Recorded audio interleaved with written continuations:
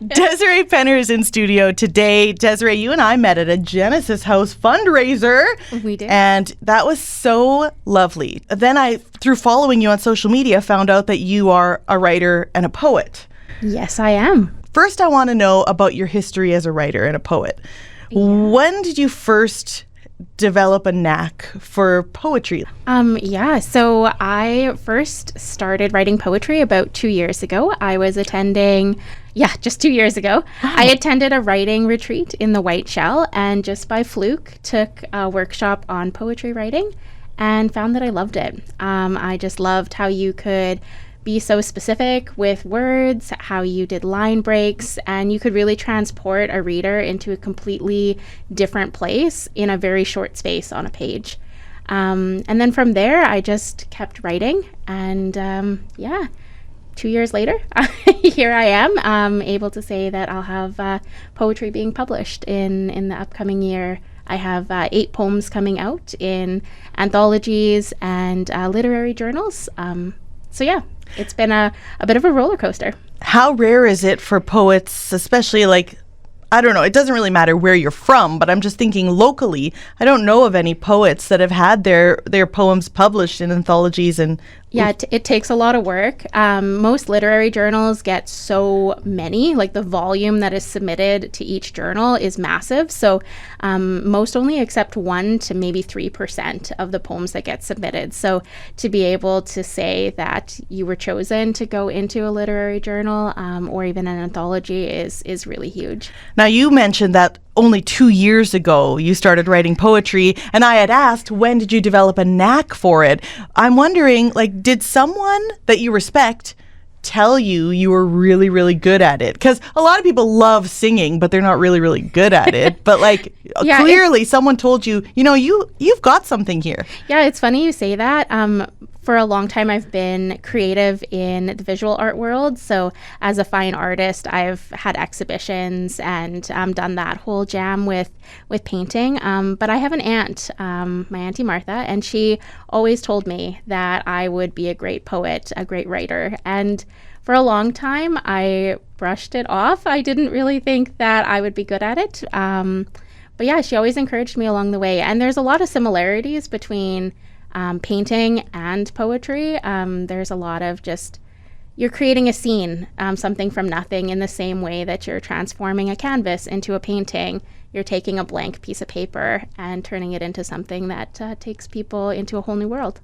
Now, there are many different styles of poetry. A lot of people immediately think of limericks or haiku. Yeah. What is your style?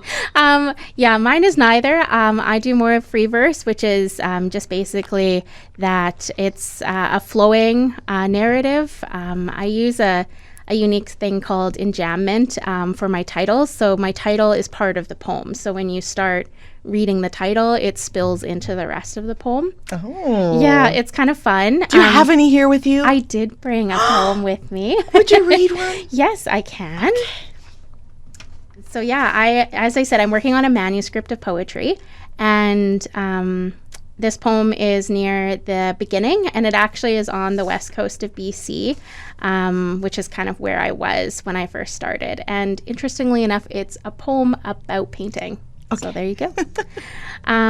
Foggy indigos, washed with Harbour Town greens and Oyster Bay greys, where the tip of my paintbrush landed, cold press paper thirstily lap, a Pacific palette, pooling around slick ebony dorsal fins and scuffed ivory saddle patches. A superpod of orcas swam across my desk, swells scrunched tight in sets of 3 or 4 beneath my fingertips. Salty, salty, salty, salty swirls found their own ways to burnt umber coastlines. I didn't recognize it then, but those perfect corduroy waves existed only because a powerful storm thrives thousands of miles offshore. Wow. It really takes you into that painting. I can see it. Yeah. Is that a painting you actually did? Yeah, it is. So while I was on the West Coast, I almost exclusively just painted orcas and coastal landscapes. I've never seen an orca in real life. Oh, they're magical. Yes. If you ever get a chance, it's definitely worth the venture out to Vancouver Island to see an orca. Yeah, I want to see them, but only in the wild. I will not. Yeah, I would say the same. It's a very different, transformative experience to see such a powerful creature out in the wild. Wow. Yeah, orcas are fascinating. I have seen humpbacks in Mexico. Okay. They're huge. Yeah. The unique thing about orcas is like the southern resident whales, the ones that hang out around Vancouver Island. They stay together their entire life with their family. Oh, I love that. Yeah.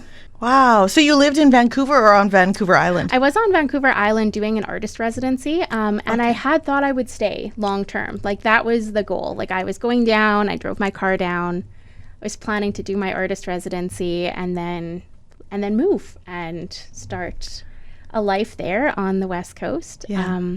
The pandemic happened while I was at the residency, and the whole world just kind of turned upside down, and nobody was hiring. There was no place to rent. There was like hotels were even shut down. It was a very apocalyptic time. So I realized I couldn't stay and I needed somewhere to go. And I had let go of my apartment in Manitoba. And my parents were like, well, you can move into your grandparents' old house on the farm, which had been vacant for about 8 years. So yeah, there were squirrels living under my bathtub and bees in the wall. There was no hot water, and when it rained outside, it rained in my kitchen. So it was quite the experience. And so the manuscript of poetry that I'm working on traces that journey back home to the prairies, and then also like intersects with, just the emotional landscape of moving back into your grandparents' home. It has lots of memories in it, but also it had all of their belongings in it at the time. So kind of wading through that, sorting things out, making decisions about stuff, and just the memories that come along with it. You are really living the life of a poet, I've got to say. I mean, when you tell the story like that, it's clear that it's asking to be written into a manuscript of poetry. It absolutely is. I mean, maybe we all should take a cue from that and romanticize our lives a little bit more and like make it poetry. Yeah. And I think that that's a huge thing, like with the workshops that I want to be putting on. I think that that's exactly what I'm wanting. I think that everybody has a story to tell, and we're already storytellers. Like every time you come home from work, and you say, hey, guess what happened to me today? Like you're telling a story. So the writing workshops that I'm putting on is just about helping people to put that down on paper. Okay, let's talk about those workshops. Sure. I'm so glad that you've decided to lend your talents to putting on workshops for people. I mean, I shouldn't say lend. There will be a cost to participate in these workshops, but you're still giving of your talent, and that is just so amazing that we get to work alongside you. Where are they taking place and when? Yeah, so they're happening over Zoom. I thought that, maybe one day I'll hold them in person, but I thought this way at least people could participate from wherever they are in the province. So yeah, accessible that way. And there's 4 of them actually. So they are standalone, or you can kind of book all 4 if that's something that you want. But April 19th, the 29th, and May 6th and May 10th, they're happening in the afternoon, so from 2 to 4:30 p.m. Okay, is there a cost? There is, yeah. I'm charging $45 for them. The $45 kind of covers the space and the time. It takes a lot of effort to kind of put things on, and they are generative writing workshops. So what that means is I'll share some poems first by other Canadian poets, and some thoughtful writing prompts to kind of get things going. And at the end, there'll be space to write, and then at the end there'll be a reading circle where people can read one of their new pieces of work and receive strength-based positive feedback. Wow. On their work. Okay, so that kind of lays out what we can expect from this, but who is it for? Let's say I'm signing up, and I wrote poems when I was very young, and they were limericks. But I haven't written anything since. Would I be a good candidate, or does it have to be someone who's already working on their poetry? No, it's really open for anyone, and it not even necessarily just poets. If you are wanting to just try writing some fiction or working on a memoir, the prompts are very expansive, and you can take them in whatever direction your words are leading that day. So it might come out in a poem, it might come out in something different, but it's very accessible. Yeah, I really do believe that everyone has a story to tell, and that everyone can benefit from having a space to let that shine. Perfect. Where do we sign up? You can sign up on my website. So it's just my first name, last name, and then art. So Désirée Penner art.com. Art.com. I'm just going to it right now so I can save that. Oh my goodness, this is a sunflower field. So adorable. Yeah, I have a love of sunflowers. I just recently completely redid my website. So it's so cute. It was quite a labor of love. Previously, my website was... Oh, I thought that was the moon, but it's a circle. Previously, my website was very bland. I had kind of leaned into a lot of people telling me that in the art world, you should have a white website with no color, and it just really wasn't me. So yeah, I leaned into my love of sunflowers, and that really comes through on the website. I love that. I'm signing up for your newsletter as you speak.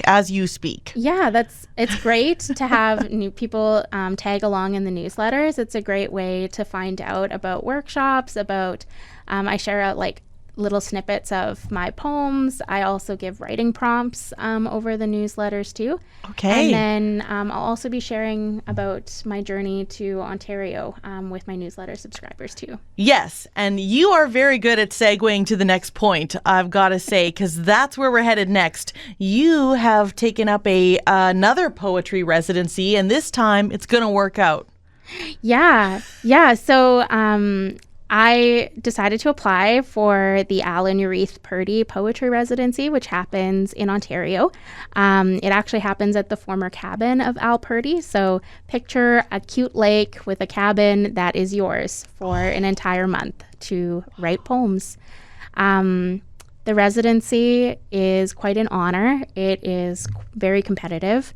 It's a juried process. So last fall, I had to send packets, like 10 packets of sample poems that 10 members of a jury laid out in front of them and decided, who got on the list for the residency. It's also a paid residency, which is amazing to be able to say that I'll be paid as a poet to do this work. Professional. Yes. That's amazing. You've gone pro. So you're going to be staying in when is the residency coming up? It's the whole month of June. So I'll be driving down to Ontario kind of the very last bit of May, and then staying the entire 4 weeks and just writing poems. I'm thinking that some of them will probably be inspired by being by the lake. But really the residency is just about kind of following your words wherever they lead. That's incredible. Yeah, it is. I was very surprised when I got it in some ways because pretty well like 98% of people who get this residency have multiple books of poetry already published. So they have, many published manuscripts. And at the time I had no poems published. So I just sent my words in and trusted that they would land. And I'm really happy I did. Clearly, you have a very special gift, and I'm so glad that you're pouring into it and seeing where it will go, because that it's going to be worth it. It's amazing how far you've come already in just such a short time.